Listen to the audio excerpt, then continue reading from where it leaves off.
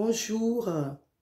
Je disais aujourd'hui, il y a des problèmes dans la vie de couple, dans des relations et dans la famille, au niveau des amis.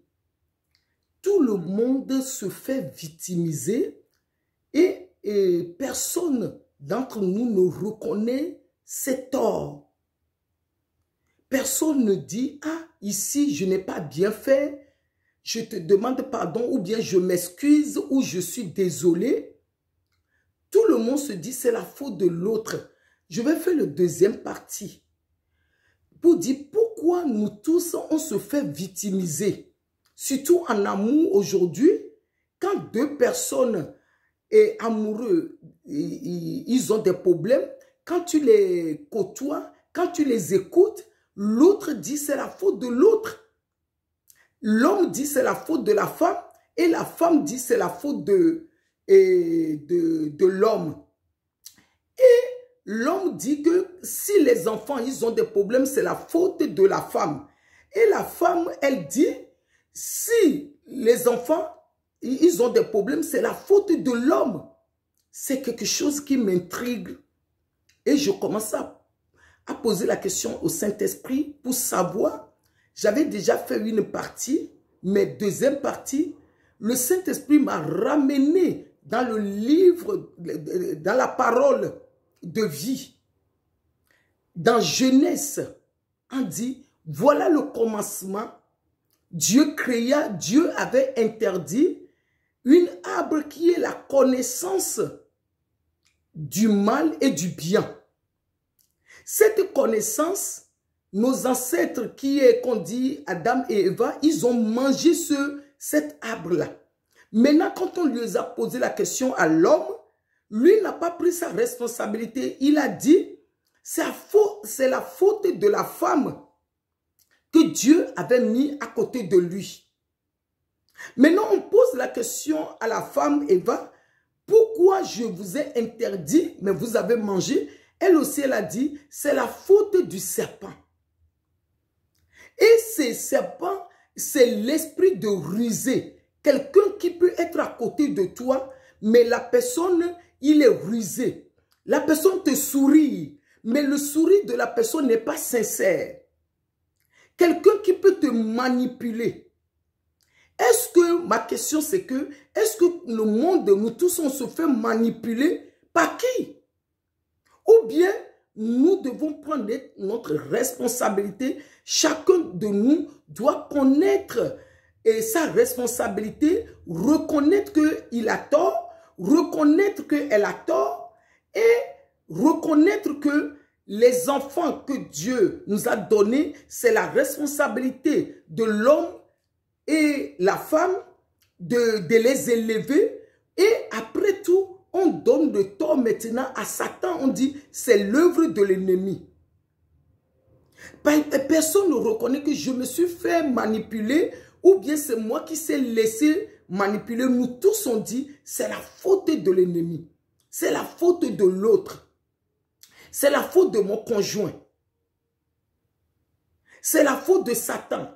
C'est la faute de l'esprit familial. C'est la faute des autels des gens. C'est la faute parce que la victimisation, ça commence à gagner des terrains, même au niveau des relations amicales.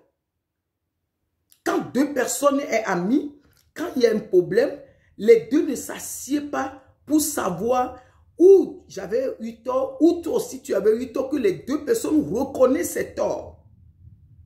Ça en fait, même en amitié. Ça en fait la vie de couple aujourd'hui. C'est pour cela que les couples sont en prise des disputes, en prise de les incompréhensions. Les relations amoureuses sont infectées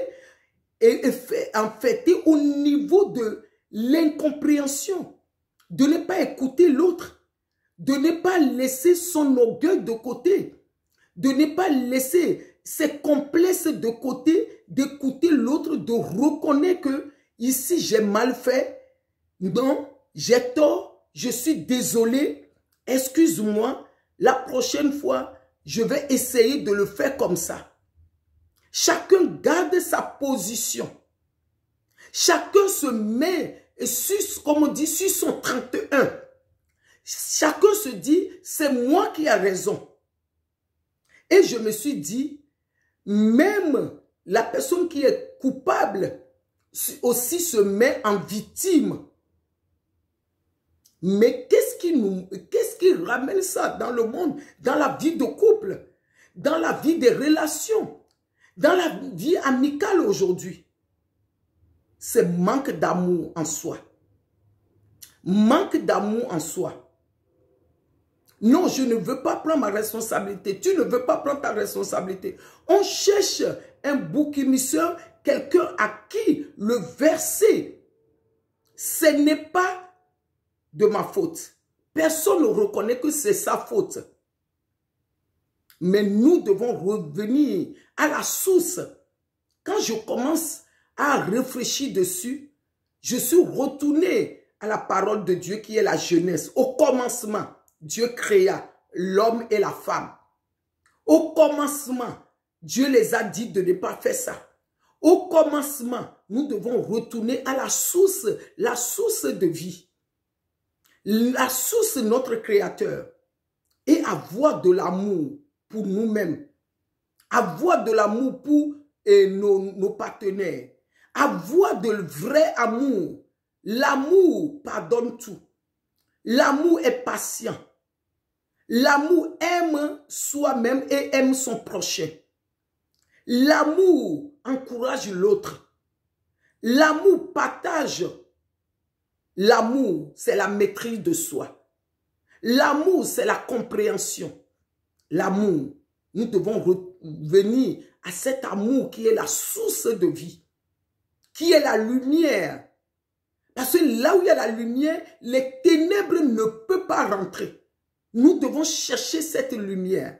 Voilà, deuxième partie que j'ai envie de partager encore avec nous tous pour qu'on puisse nous tous, c'est le travail en équipe. Oui, personne ne jette la pierre à quelqu'un aujourd'hui, mais c'est le travail que nous tous nous revenons à l'amour qui est la source de vie. L'amour qui est l'eau vive, que cela jaillit dans nos cœurs, dans nos vies. Amen, que Dieu nous bénisse, que Dieu nous protège. Coach Magui.